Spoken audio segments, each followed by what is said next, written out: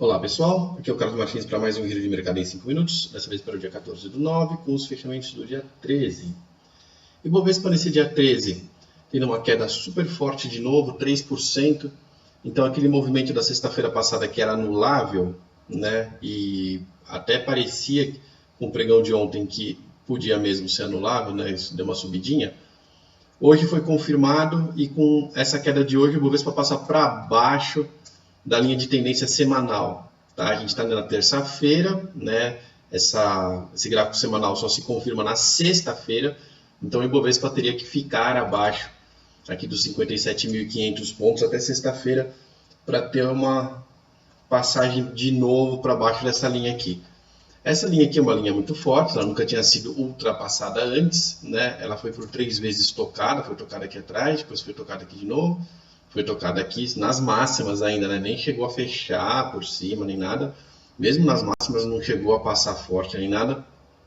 Dessa vez ela realmente passou, machucou a linha, mas essa volta aqui abre o espaço para uma boa indefinição do Ibovespa, tá? Se ele não montar mais nenhuma figura aí apontando para baixo, certo? Então ela machucou aqui a linha de tendência de baixa, isso quer dizer que ela encerrou essa linha de tendência de baixa que vinha desde 2010, mas como a linha não conseguiu sustentar o preço passa para baixo da linha de novo, então a gente tem agora uma indefinição.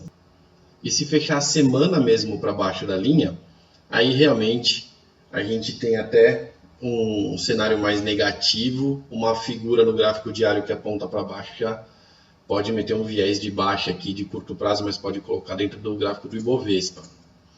Aqui o gráfico do Ibovespa Futuro, a gente tinha aquele possível topo duplo, né, que eu até cheguei a pensar que ele não ia mais se formar quando ele fez essa barrinha para cima, mas visivelmente aqui formou, né, o topo duplo. Aqui era a entrada numa posição vendida, ontem ameaçou, hoje concretizou, tá? Então a gente tem, por essa figura aqui, 2.300 pontos para baixo, a gente tem uma projeção para o índice cair até os 56 mil. Está no 57.420, a gente tem o suporte nos 56.800, tá? A gente tem aqui embaixo, né, o último fundo exatamente nos 56 mil, então a gente tem a projeção dele vir beliscar aqui essas mínimas mais recentes, né, do último fundo nos 56 mil pontos. Esse é o cenário que está desenhado, tá? É importante a gente ver que tem um suporte forte no meio do caminho, aí os 56.800, então o índice pode ainda dar umas rateadas aí durante a semana, né? Fica andando em volta aqui dentro dos 57, entre 57 e 58 mil. Vou falar agora do dólar, o índice se esborrachando e o dólar subindo, né? O dólar volta a tocar no 3,34, que é a nossa resistência, fechou aqui para baixo no 3,33, mas subiu de novo, né? 2% para o dólar, está aqui no limite da faixa de indefinição, acima do 3,34 a gente já entra numa área de teste da resistência mesmo, 3,39 aqui para cima já é uma resistência bem mais forte, então se ele continuar subindo ele vai entrar nessa área de teste da resistência, e se passar para cima do 3,39, pelo menos a tendência de baixa do dólar se encerra, tá? Ele entra aí numa indefinição também, a gente está numa pequena indefinição aqui de curto prazo do dólar, com a tendência majoritária de baixa ainda em aberto, mas se ele passar para cima do 3,39, essa tendência majoritária se encerra também, ele fica completamente indefinido, tá? E se formar alguma figura ou se passar para cima do 3,46 pode até dar uma projeção de alta, mas isso aí é no se, né? Se acontecer no futuro. Falando agora dos papéis, começando pela Petrobras, que deu uma voltada legal hoje, né? A gente tinha comentado ontem sobre esses sinais falsos que vão e voltam, então tá completamente sem destino, né? O que a gente tinha para a Petrobras era o suporte no 12,88, é isso que ela foi respeitar. A movimentação que está acontecendo aqui dentro está errática, tá? O perfil de volatilidade está muito mais alto do que o gráfico diário permite que a gente analise. Eu não vou analisar aqui o gráfico de 1-2 minutos, porque não faz sentido dentro do objetivo que a gente faz o giro de mercado. Mas a Petrobras e alguns outros ativos aí estão fazendo mais sentido nesse momento nos menores gráficos por causa dessa volatilidade extrema que a gente está vendo, né? Sobe 4% num dia, cai 4% no outro, sobe 5%, cai 5%, né? Então realmente dificulta.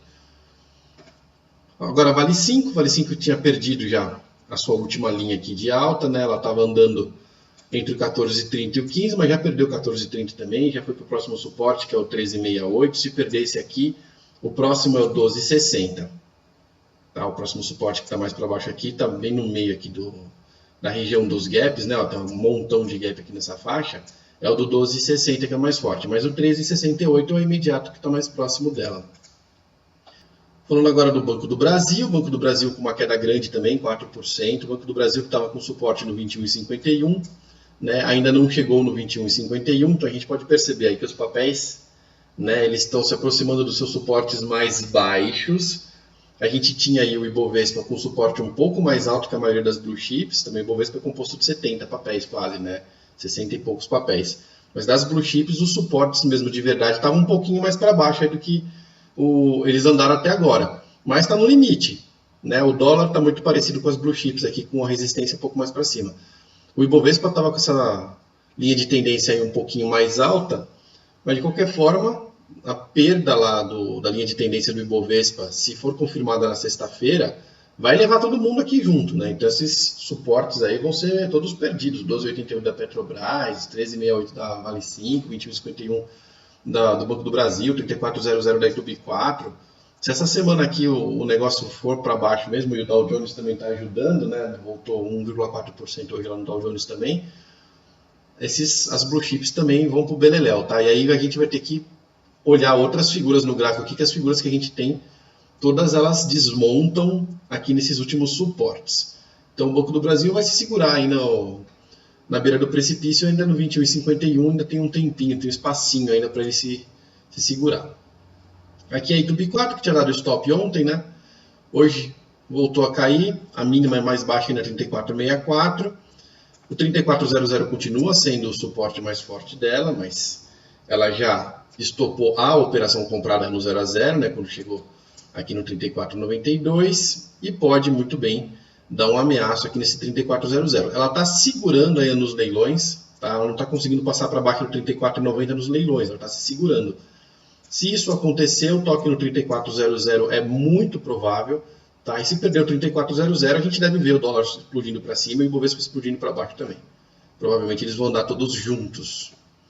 E para encerrar, vamos falar da Ambev que chegou perto dos 20, mas deu para sentir a força dos R$20 na Ambev, né? Ela voltou agora para o 19,40, também caiu bastante hoje. Tá? Então a Ambev, por enquanto, né, ainda está longe de dar um sinalzinho de compra. Agradeço muito a presença de todos e até o próximo Giro de Mercado em 5 minutos.